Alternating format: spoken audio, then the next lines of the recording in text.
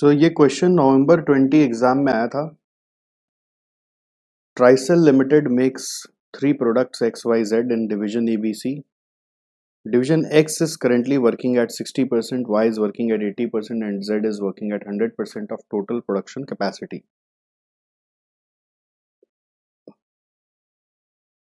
Following information is given.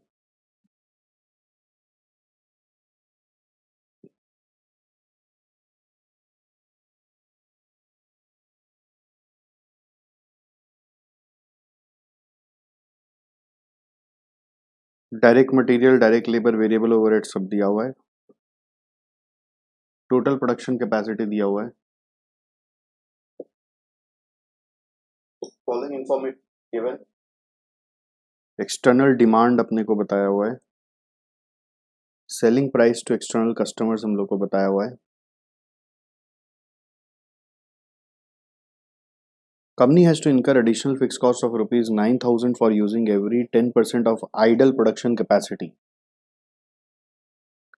जैसे कि आप देख रहे हैं ना, यहाँ पे ये लोग पूरा कैपेसिटी अभी यूज नहीं कर रहा, तो इन लोग जब जैसे Z पूरा यूज कर रहा है फुल कैपेसिटी, बट ये दोनों के यहाँ पे आइडल कैपेसिटी है 20% का, Y के यहाँ पे और इसके यहाँ पे आइडल कैपेसिटी है 40% का। तो ये लोग पूरा कैपेसिटी अपना यूज नहीं कर रहा अभी। तो सिंस ये पूरा कैपेसिटी यूज नहीं कर रहा, तो पूरा यूज कराने के लिए हर 10% के लिए आपका 9,000 लगेगा। तो 40% यूज कराने के लिए 36,000 रुपये लगेगा। 20% यूज कराने के लिए एडिशनल फिक्स कॉस्ट 18,000 रुपये लगेगा। Product X can be used as input material for Y and Z. X is available in the market at 30 per unit. Each unit of Y and Z need 1 unit of X as their input material. Next, X supplies the product without any defects, error free for direct use at shop floor without any further quality inspection to Y and Z. If Y gets transfer of material from X, it can be directly used, but if it buys from outside vendor, it has to pay 30 plus quality inspection charges of rupees 2. So what can be the maximum transfer price by Y? Maximum transfer price by Y can be 32, because 30 रुपया और 2 रुपया वो इनकर करता है बाहर में। ठीक है। Z gets material from outside vendor at 30 rupees. If it buys from X, it has to slightly alter the product X, which will cost rupees 30 as alteration cost. So maximum transfer price by Z is equal to maximum transfer price by Z is equal to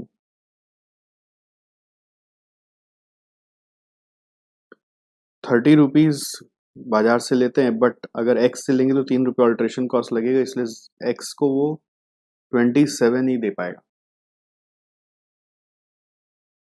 X wants to fix uniform transfer price for both Y and Z. ये line है ना, हम लोग को पहले पता नहीं था कि इसका क्या ट्रीटमेंट हो सकता है जब तक ये क्वेश्चन एग्जाम में नहीं आया था। तो यूनिफॉर्म ट्रांसफर प्राइस इन दोनों में से अगर चूज होगा तो 27 ही चूज होगा जो दोनों को अफोर्ड होगा।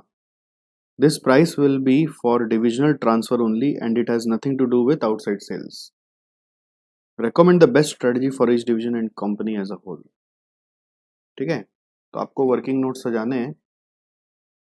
फ्लो ऑलरेडी आपको बताया हुआ है इस तरह का सम का कि सबसे पहले क्या करोगे। फ्लो क्या बोलता है, सबसे पहले मैक्सिमम ट्रांसफर प्राइस देख लोगे। नंबर 2, सबका अलग अलग सिनेरियो का कंट्रीब्यूशन पर यूनिट देख लोगे ऑफ ऑल सिनेरियो, जितना सिनेरियो बन सकता है उसका कंट्रीब्यूशन पर यूनिट देखोगे। थर्ड नंबर, कैपेसिटी एक्सपेंशन का डिसीजन लोगे, कैपेसिटी एक्सपेंशन का वायबिलिटी चेक करोगे। और फोर्थ नंबर में आप बेस्ट स्ट्रेटेजी कंक्लूड करोगे, यानी कि बेस्ट स्ट्रेटेजी कंक्लूड करोगे कि किसको क्या बनाना चाहिए, बेचना चाहिए। अलॉन्ग विद दैट उसका प्रॉफिटेबिलिटी आप बता दोगे। ये बेसिक फ्लो है, right.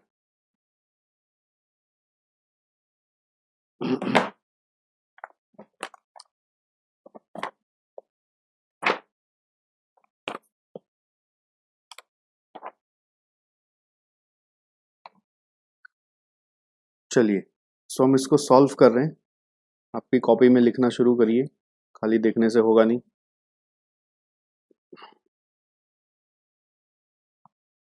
Note number 1, note number 1 में हम लोग क्या करेंगे,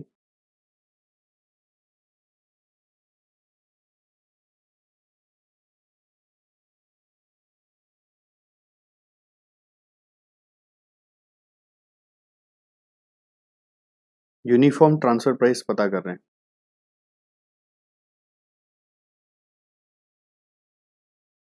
तो maximum transfer price by division Z by division Y is equal to external purchase price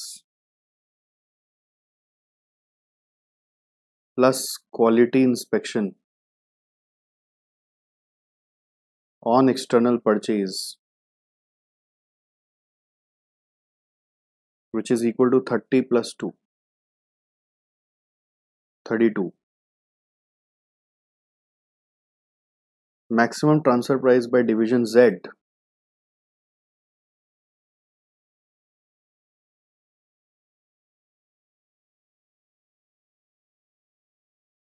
external purchase price minus additional alteration cost on transferred input, यानी कि 30 minus 3 is equal to rupees 27.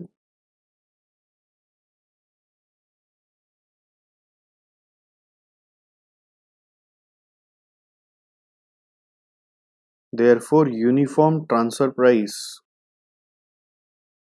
that will be acceptable to both Y and Z is equal to rupees 27. Okay. Next आ जाएंगे note number 2 में, जिसमें अपने निकालेंगे contribution per unit in all the possible situations. Particulars division X है, division Y है, division Z है। X किसको किसको बेच रहा है, एक्सटर्नल सेल्स कर रहा है, या फिर Y को बेच रहा है, जिसको आप ट्रांसफर बोल सकते हैं। ट्रांसफर या तो Y को करेगा या तो Z को करेगा। Y या तो परचेज करेगा फ्रॉम X या तो परचेज करेगा फ्रॉम आउटसाइड। सर दोनों का सेम कॉलम क्यों नहीं रखे, जैसा कि आपका वो एक पिछला क्वेश्चन में, सिमिलर क्वेश्चन में था। सेम इसलिए नहीं रखे क्योंकि बाहर का कॉस्ट अलग है, अभी ट्रांसफर का रेट अलग हो गया इसका। बाहर का कॉस्ट तो ये 32 देने रेडी है, और ट्रांसफर में उसका कॉस्ट तो 27 करके ही आएगा। और वैसे ही जेड में परचेज फ्रॉम आउटसाइड और transfer from x, purchase from x और परचेज फ्रॉम आउटसाइड, ठीक है, वही सेम दो कॉलम बना रहे हैं। और Z में सेम ही आएगा क्योंकि Z का जो मैक्सिमम है वही यूनिफॉर्म प्राइस आपने सेलेक्ट किया। तो Z में आप दो कॉलम नहीं करके एक ही कॉलम भी कर सकते हैं, बट मैंने जस्ट एक कंप्लीटनेस के लिए Y में जैसा किया वैसे ही Z में कर दिया। सेलिंग प्राइस, एक्सटर्नल सेल्स का 30, यहाँ पे 27 ऑब्लिक ट्रांसफर प्राइस, ठीक है। Y का है 83 और Z में है 90। Z में कितना है, 90 है, लेस वेरिएबल कॉस्ट में एक ट्रांसफर्ड इनपुट आएगा Y और Z के केस में, या फिर परचेज कॉस्ट आएगा। ये सिर्फ Y और Z के केस में आएगा।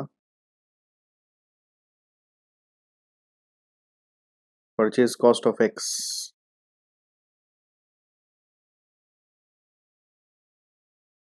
उसके अलावा direct material, direct labour, variable overhead,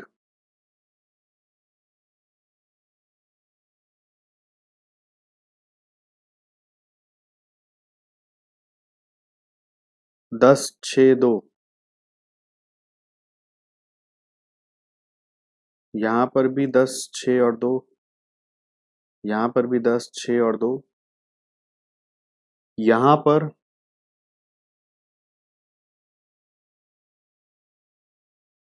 27, बाहर से खरीदेगा तो 30, 30 क्या 32 ले लेते हैं, और फिर 25 8 3, 25 8 3 तो रहेगा ही, फिर एक्स से आएगा 27 पे, बाहर का भी कॉस्ट, बाहर का भी, बाहर का कॉस्ट उसका,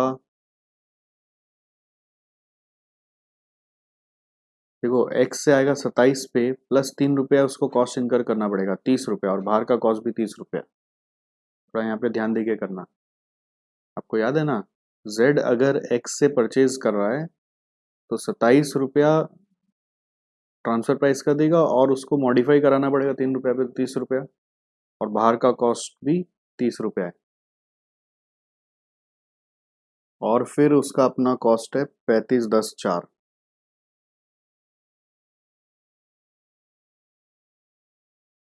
35 10 4।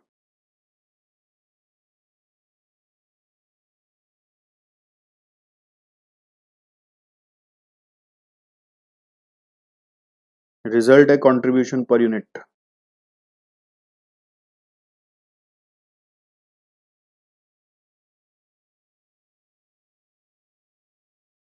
30 माइनस 18 है 12,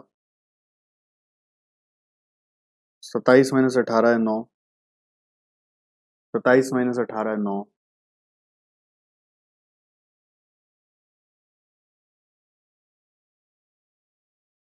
यहाँ पे आ रहा है 20, यहाँ पे आ रहा है 15, 65 10 75 और 79 और 90 माइनस करेंगे तो 11, 65 75 और 479 माइनस करेंगे तो यहाँ पे भी 11।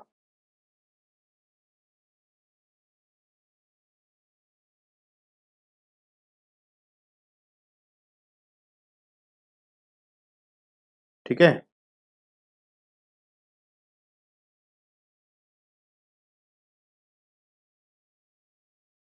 चलिए, अगर आपने ये दोनों राइट किया है तो इस क्वेश्चन में 10 मार्क में आपको 4 मार्क मिलेगा। अभी तक यहाँ तक करने का 4 मार्क आपको मिल जाएगा। नेक्स्ट आगे बढ़ते हैं।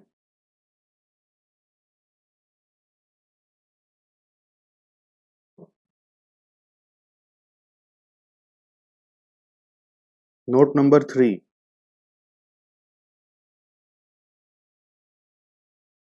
अब हम लोग कैपेसिटी एक्सपेंशन का फैसला लेंगे।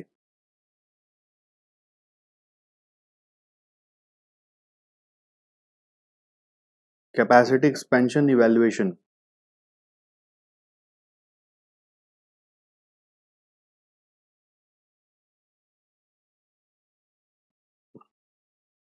एज यूजुअल पहले y और z का सोचो, फिर x का सोचो, क्योंकि x तो y z को ट्रांसफर करता है ना। As first, as division x's capacity utilization is dependent on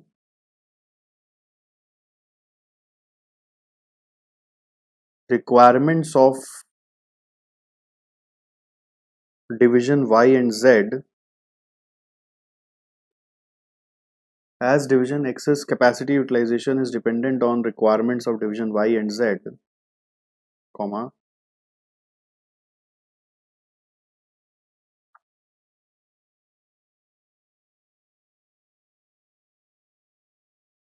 we can, yeah, we need to first determine the optimum utilization of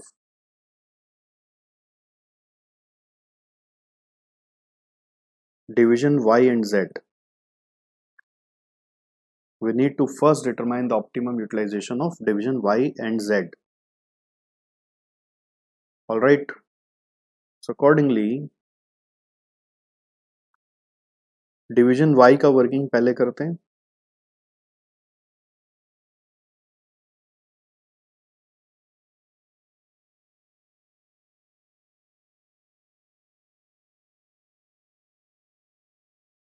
division Y में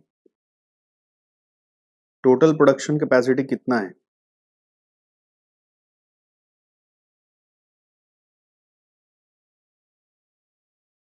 उसका टोटल कैपेसिटी है 5000 यूनिट का. फिर आप चेक करिए कैपेसिटी यूज्ड एट प्रेजेंट कितना है. Division Y is currently working at 80% capacity, यानी कि 4000. सो आइडल कैपेसिटी चल रहा है 1000.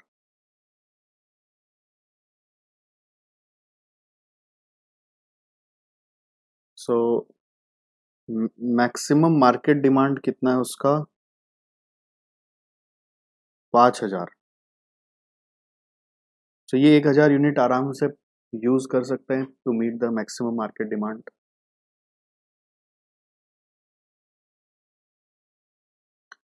Idle capacity can be used to meet the maximum market demand, right? So उसका कॉस्ट क्या पड़ेगा? Additional fixed cost of increasing the capacity हर 10% के लिए 9000 था. तो यहाँ पे तो आइडल कैपेसिटी 20% है, तो 20% का कॉस्ट क्या आएगा? 9000 इंटू 2 स्लैब लगेगा, यानी कि 18000 आएगा. करेक्ट. तो इस 1000 यूनिट से कमाओगे क्या? कंट्रीब्यूशन फ्रॉम एडिशनल कैपेसिटी क्या आएगा?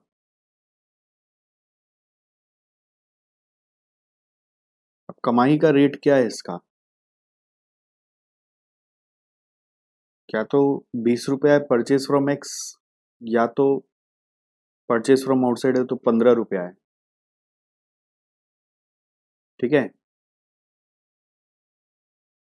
तो 20 रुपया है और 15 रुपया है. अगर आप 15 रुपया से सोचेंगे तो नुकसान हो जाएगा, बट अगर 20 रुपया से सोचेंगे तो फायदा हो रहा है. मतलब ट्रांसफर का यूनिट्स अगर आपको 1000 मिल जाए, 1000 ट्रांसफर यूनिट्स मिल जाए तो आपको फायदा हो जाएगा. समझ में आ रहा है? अभी मान ले रहे हैं ट्रांसफर नहीं हो रहा है, ये लोग अपना अपना चला रहा है, बट अगर 1000 यूनिट आपको ट्रांसफर पे मिल जाए तो 20 रुपया करके कमाएंगे उस पे, तो कैपेसिटी इंक्रीज करना वायबल हो जाएगा. सो इसमें assuming that 1000 units would be available from transfer,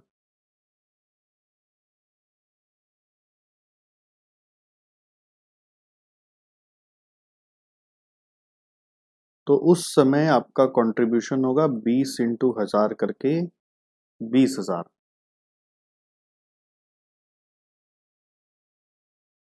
so therefore additional benefit कितना आएगा? Additional profit from capacity expansion, provided you get at least 1000 units from transfer, that is 2000.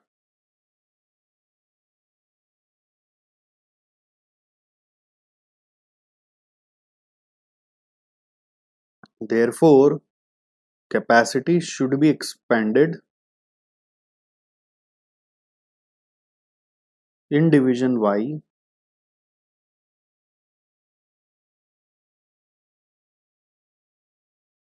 to produce and sell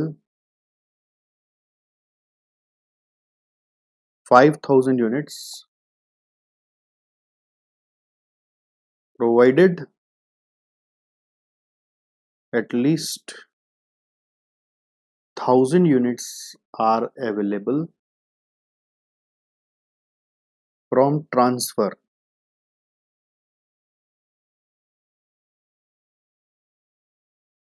provided at least 1000 units are available from transfer.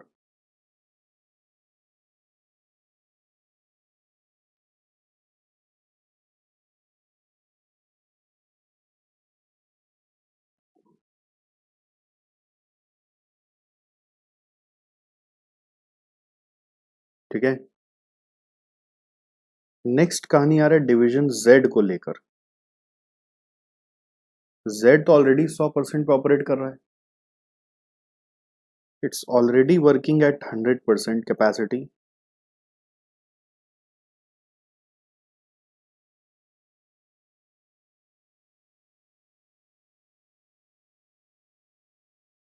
It's already working at 100% capacity, so no further expansion is possible.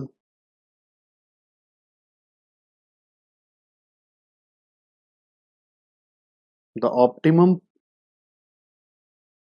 plan for division Z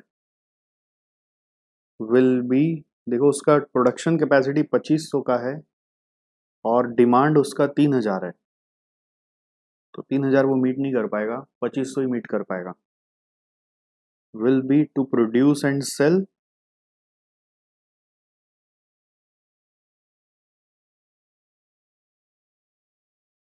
2500 units.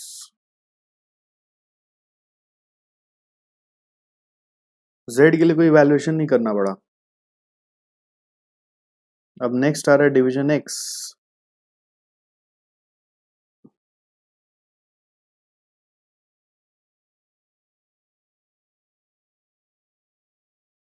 X का total production capacity है 15,000 units. Current utilisation हो रहा है उसमें 60% यानी कि 9,000। Idle capacity कितना है? 40% है यानी कि 6,000।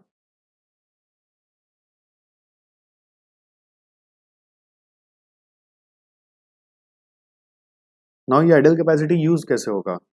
मार्केट डिमांड मैक्सिमम है उसका 7.5, सो वो वाई और जेड को ट्रांसफर करेगा। वाई का रिक्वायरमेंट कितने का है? 5,000 का, और जेड का रिक्वायरमेंट का है 2,500 का, तो 7.5 आप देखिए आराम से निकल जाएगा। टोटल 7.5 चाहिए और 7.5 हम लोग मार्केट में बेचेंगे, 7.5 वाई जेड को बेच देंगे, यहाँ पे आराम से हो जाएगा। अब 7.5 15 मिल जाएगा। ठीक है, फिर तो कैपेसिटी एलोकेशन कैसे होगा? This can be allocated from current utilization. फिर करंट यूटिलाइजेशन से डिवीजन जेड को, वाई को किस में ज़्यादा फायदा है? देखो वाई को दोनों में 9-9 है, तो वाई को ऐसा नहीं कि जेड से ज़्यादा प्यारा है वाई से ज़्यादा प्यारा है, सॉरी एक्स को वाई से ज़्यादा प्यारा है या जेड से ज़्यादा प्यारा है, ऐसा कुछ नहीं है। एक्स को दोनों में इक्वल कंट्रीब्यूशन मिलता है, तो पहले वो जेड भी लिख सकता है, पहले अब वो वाई भी लिख सकता है। जैसे इसका सिमिलर सम जो पहले किए थे उसमें डिवीजन जेड से उसको ज़्यादा प्यार था, बट यहाँ पे वाई जेड इक्वल है इसके लिए। तो मान लीजिए वाई का करंट यूटिलाइजेशन से वो 1,500 मीट कर लेगा, 7.5 और 1.5 मिला के 9 हो गया। फिर कैपेसिटी एक्सपैंड करके एडिशनल कैपेसिटी से वाई का बाकी का रिक्वायरमेंट मीट कर देंगे, यानी कि और 3,500 का। टोटल वाई का रिक्वायरमेंट 5,000 का है। और डिवीजन जेड के लिए आपको एडिशनल कैपेसिटी एंगेज करके कितना और चाहिए? 2,500 और चाहिए। तो देखिए सब मिला के 15,000 यूनिट का एलोकेशन बन गया। कि करंट में से 9,000 जो यूज करता है वो ऐसे बांट दो, और एडिशनल एक्सपैंड करके 6000 बांट दो। अब आप पहले जेड में बांट दीजिए फिर वाई में बांट दीजिए, उतना फर्क नहीं पड़ रहा है। सो ये नया जो एडिशनल कैपेसिटी का एलोकेशन हुआ उससे कंट्रीब्यूशन क्या आएगा? Additional contribution from capacity expansion, वो 9 रुपया करके कमा रहा था, 9 × 6000, 54,000, 9 रुपया था ना कंट्रीब्यूशन वाई और जेड में। So less additional fixed cost, 9,000 रुपया 10% के लिए, 40% अगर यूज करना है तो 4 बार 9,000 रुपया इनकर करना पड़ेगा, जो आ रहा है 36,000 रुपया। ठीक है, सो नेट बेनिफिट निकल के आ रहा है 18,000। एडिशनल बेनिफिट आ रहा है 18,000। एडिशनल बेनिफिट आ रहा है 18,000।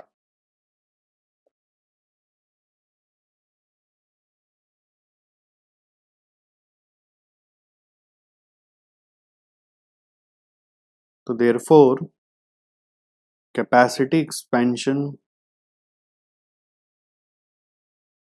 is viable and division X should operate at its full capacity of 15,000 units. तो X का भी वायबल निकल गया और उसको फुल कैपेसिटी कैसे यूज करना चाहिए हमने समझा दिया। तो ये हमारा थर्ड स्टेज ऑफ वर्किंग था। तो ये वर्किंग करने से ही एक्चुअली सबका बेस्ट स्ट्रेटजी निकल आया, सबका बेस्ट स्ट्रेटजी निकल आया। तो नोट नंबर 4 में हम लोग अब मान लीजिए, नोट नंबर 4 नहीं बोल सकते आप, ऐसे भी बोल सकते हो कि best strategy for divisions and company. अब best strategy for division and company में चल रहे हैं। For division x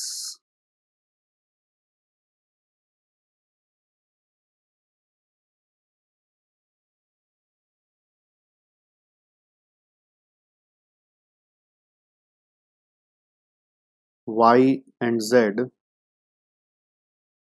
all should operate at their 100% capacity. All should operate at their 100% capacity.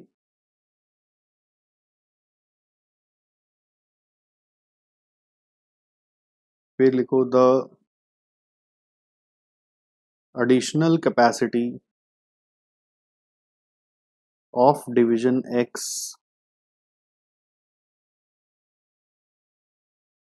should be utilized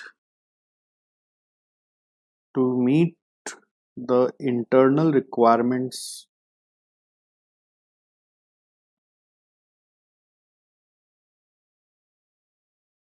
of division Y and Z fully. To meet the internal requirements of division Y and Z fully. X Y Z का capacity बढ़ाओ, पूरा 100% तक ले जाओ, और x का जो additional capacity है उससे वाई जेड का इंटरनल रिक्वायरमेंट फुल्ली मीट करें हम लोग, उसका 5,000 इसका 2,500। करेक्ट। और आपको याद हो, अगर कोई डिवीजन इंटरनल रिक्वायरमेंट पूरा मीट कर ही रहा है तो इसका मतलब डिविजनल स्ट्रेटजी ही कंपनी का बेस्ट स्ट्रेटजी है, क्योंकि कंपनी को एक ही चीज का चिंता होता है, कहीं ये लोग अपना फायदा के लिए इंटरनल रिक्वायरमेंट्स को मीट नहीं करके बाहर ज्यादा सेल कर रहा है क्या। कंपनी का बेस्ट स्ट्रेटजी खाली इसी चीज पे छुपा हुआ है। तो अगर ये लोग डिवीजन का केयर कर रहे हैं, डिवीजन एक्स वाई जेड का केयर कर रहे हैं, आपस में एक दूसरे में पूरा पूरा रिक्वायरमेंट फुलफिल कर रहे हैं, कंपनी को चिंता करने का दरकार ही नहीं है। This strategy is also the best strategy for the company as a whole, because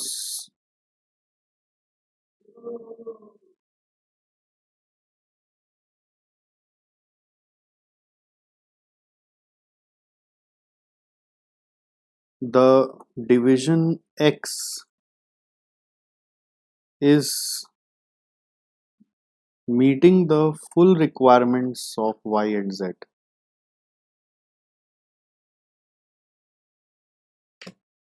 full requirements of division Y and Z. बस कंपनी को यही एक चिंता रहता है कि कहीं एक कॉम्प्रोमाइज तो नहीं कर रहा है, अपने फायदे के लिए डिवीजन का नुकसान तो नहीं कर रहा है। अगर नहीं कर रहा है तो कंपनी को चिंता करने का दरकार नहीं।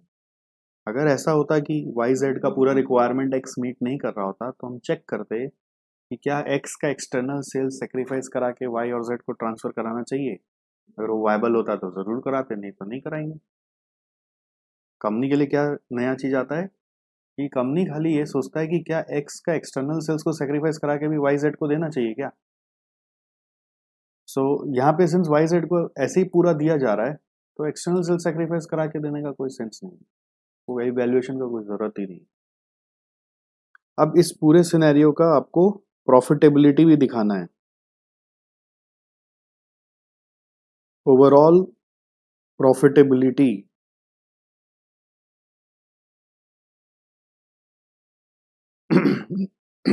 नॉर्मली क्या होता है, आप जब इसको अपने आप करेंगे तो आप जो करंट सिनेरियो डेवलप किया आप उसका प्रॉफिट दिखा देते हैं।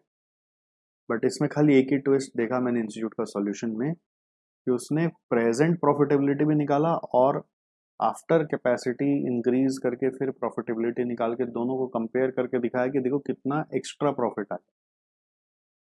हम लोग इंस्टीट्यूट के हिसाब से ही करेंगे। हालांकि अगर इसका रिजेंबलिंग सम जो हम लोग पहले क्लास में किए हैं उसमें आप देखोगे हम लोग सिर्फ ओवरऑल प्रॉफिटेबिलिटी ही निकाले, तो इसमें प्रेजेंट सिनेरियो का प्रॉफिटेबिलिटी निकाल रहे हैं। प्रेजेंट सिनेरियो में डिवीजन एक्स है, वाई है, जेड है और टोटल है।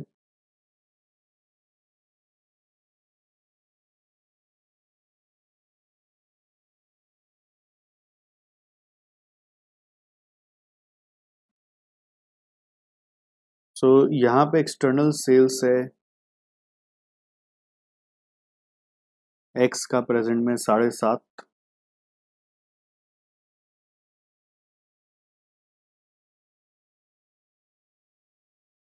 कैपेसिटी यूज भले ही 15,000 का वो 60% अपना ऑपरेट करता था,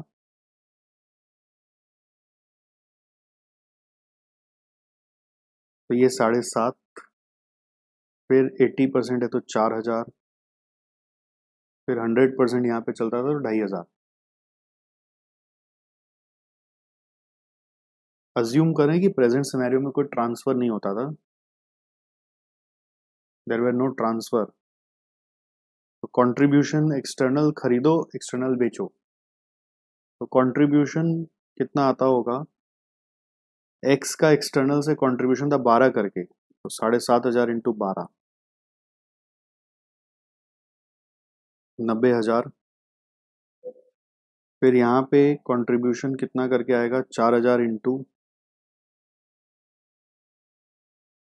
15 करके, ट्रांसफर तो हो नहीं रहा है तो बाजार से खरीद के अपना बेच रहा है 15 करके 60,000।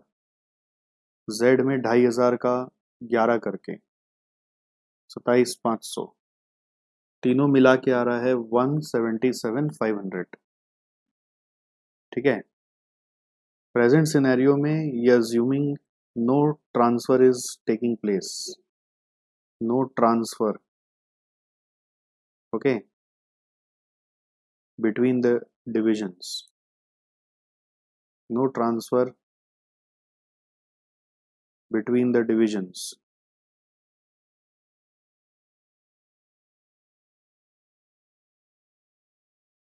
कोई भी डिवीजन में ट्रांसफर नहीं हो रहा है।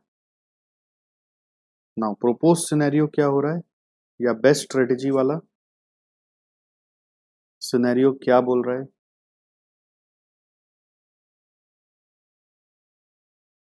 बेस्ट स्ट्रेटेजी वाला सिनेरियो बोल रहा है कि ट्रांसफर होगा और एक्सटर्नल सेल्स भी जैसा है वैसा होगा। सो यहां पर एक्सटर्नल सेल्स 7.5 ही आएगा, इंटरनल ट्रांसफर ऐसे ही करते हैं, सीधा कंट्रीब्यूशन निकालते हैं। एक्सटर्नल सेल्स का 7,500 into 12, internal transfer to Y, Y को 5,000 into 9, internal transfer to Z 2,500 into 9। आप कंट्रीब्यूशन निकालते चलिए ना, 7,500 इंटू 12 से वापस 90,000 आ रहा है, 45,000, 9 इंटू 2,500 18 और 22.5। फिर एक्सटर्नल सेल्स ही कर रहे हैं यहाँ पर, ये 60,000 ही आ जाएगा, और ये भी एक्सटर्नल सेल्स ही कर रहा है सब, बट इसमें दो पार्ट होगा, रुको। इसमें वाई में, हाँ वाई को तो पूरा रिक्वायरमेंट एक्स से मिल रहा है, तो 4,000 इंटू यहाँ पे बढ़ जाएगा इसका, और सॉरी 5,000 यूनिट पूरा बेच रहा है, कैपेसिटी एक्सपैंड किया था, 60,000 नहीं होगा यहाँ पे, थोड़ा ध्यान देना। वाई अपना कैपेसिटी एक्सपैंड कर लिया था 5,000, और पूरा इंटरनल ट्रांसफर से मिल गया 20, तो 1,00,000। 5,000 इंटू 20 करके आ रहा है 1,00,000। फिर यहाँ पर ये 2,500 पूरा इंटरनल ट्रांसफर से मिलेगा, तो इसमें कोई फर्क नहीं पड़ा था, 11। ठीक है, तो ये आ रहा है 27,500। ये सब आ गया हमारा टोटल कंट्रीब्यूशन। तो 90, 45 और 22,500 देखो कितना आ रहा है, 9 4 13 2 15, 157,500 आ रहा है क्या? इधर आ रहा है 1,00,000 और इधर आ रहा है 27,500।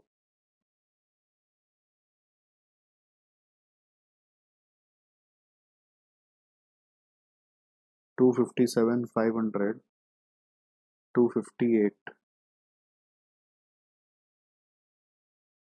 285 आ रहा है, less additional fixed cost. X के केस में 4 स्लैब का 36,000, इसके केस में 2 स्लैब का 18,000, ये आ रहा है 54,000। नेट रिजल्ट आ रहा है, नेट कंट्रीब्यूशन आप बोल दीजिए,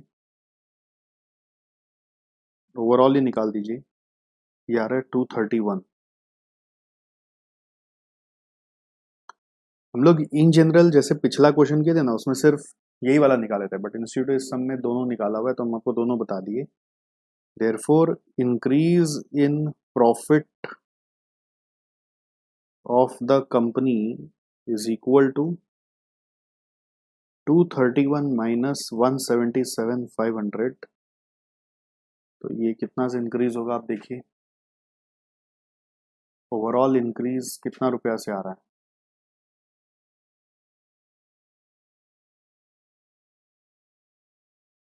231 माइनस 177,500 कितना आता है,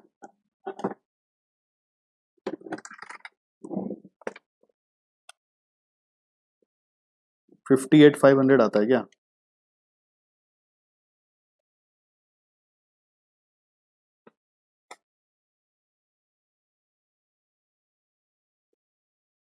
$53,500। ठीक है,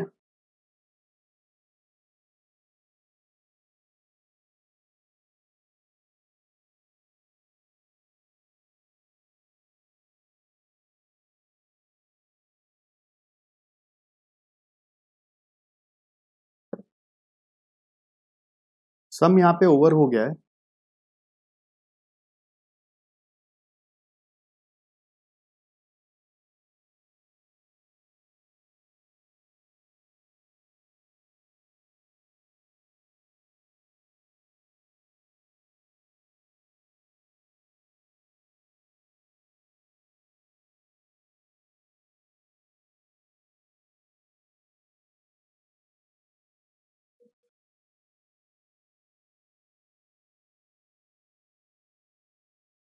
सम यहाँ पे ओवर हो गया है।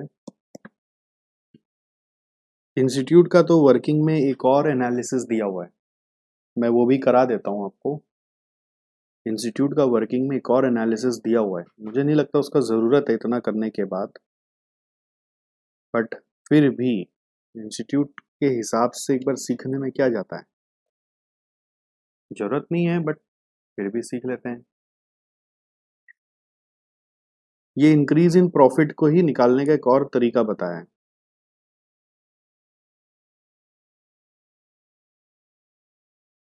Increase in profit due to the best strategy.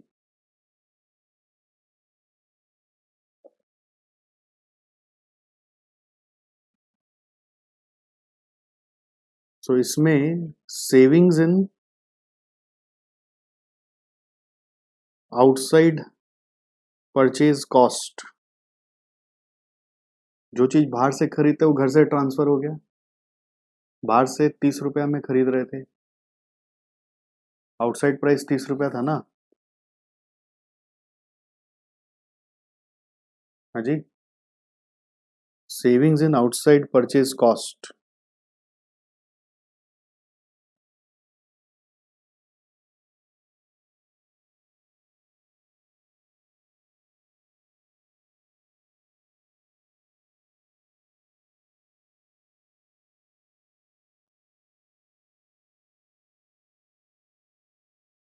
कितना रुपया सेविंग्स होगा आउटसाइड परचेज कॉस्ट में?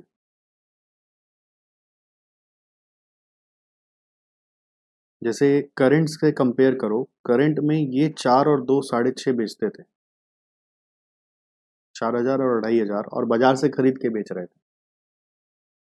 सो सेविंग्स कितना हुआ, 30 रुपया में खरीदते थे, अब 18 में काम हो जा रहा है। कंपनी के एंगल से ये डिवीजन एक्स का कॉस्ट 18 रुपया ही है, ये आउटसाइड परचेज कॉस्ट आपका 30 रुपया है, तो वो 6,500 यूनिट पर अब आपको आउटसाइड परचेज कॉस्ट इनकर नहीं करना पड़ा, क्योंकि प्रेजेंट में 6.5 ही बेचते थे। सो ये आ रहा है 78,000, 12 इंटू 6,500, करेक्ट। फिर हम लोग कैपेसिटी एक्सपेंड कर पाए, एडिशनल कंट्रीब्यूशन आया डिवीजन वाई में, 1,000 यूनिट से कैपेसिटी एक्सपेंड किए, 4,000 को 5,000 बनाए, तो उसमें वाई कितना कमाया? अगर कंपनी के एंगल से सोचोगे, कंपनी का वर्किंग सोचना, वाई का सेलिंग प्राइस था 83, उसमें वाई का ही ओन कॉस्ट है 25, 8, 33, 3, 36, ये वाई का ओन कॉस्ट है, और कंपनी तो एक्स ही बनवा के दे रहा है, तो एक्स का कॉस्ट 18 रुपया ही पड़ता है, और 83 आ गया, 1,000 यूनिट पे कमाई बढ़ गई कंपनी की। तो ये कितना आ रहा आप देखिए, 83 माइनस 54, ये आ गया 29,000 रुपये एक्स्ट्रा इनकम। फिर अगर बाजार से खरीदते थे तो ध्यान देना, बाजार से जब कंट्रीब्यूशन निकाला करते थे तो इंस्पेक्शन कॉस्ट वाई के केस में 2 रुपया करके लगता था। अब वाई को तो घर से ही ट्रांसफर करवा दिया, तो उसमें सेविंग्स हो गया। Savings in inspection cost in division Y 2 रुपया करके, लेकिन कितना यूनिट्स पर? अभी करंट सिनेरियो पे आपको पता है 4,000 यूनिट पे वो इंस्पेक्शन कॉस्ट लगता था। जब 5,000 बनाया तो सब ट्रांसफर होके ही आ रहा है ना, तो इंस्पेक्शन कॉस्ट तो लगा ही नहीं उसमें, बट 4,000 पे लगता था, वो बच गया। 4,000 इंटू 2 8,000, ठीक है।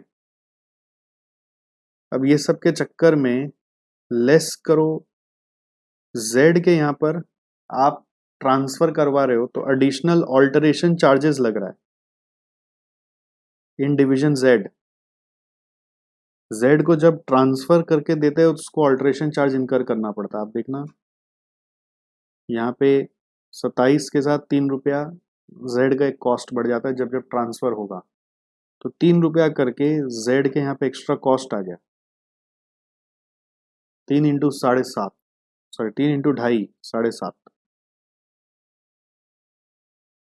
और कैपेसिटी एक्सपेंशन किया इतना, उसका एडिशनल कॉस्ट आ गया, additional fixed cost X Y Z में, कैपेसिटी एक्सपेंशन का, जेड में नहीं एक्स और वाई में, एक्स एंड वाई का 54,000।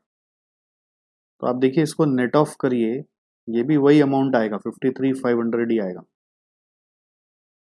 इसको नेट ऑफ करिए 53,500 ही खड़ा होगा। मतलब देखने का नजरिया है, इंस्टीट्यूट ने इस चीज को पूरा पैराग्राफ फॉर्म में लिख के दिया है, अलग से ये भी बताया है।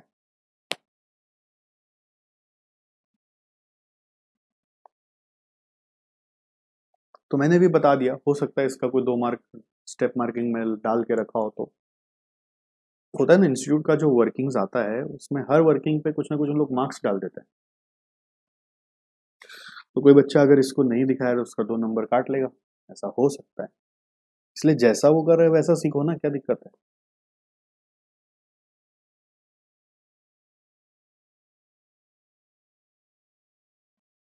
हो गया खत्म।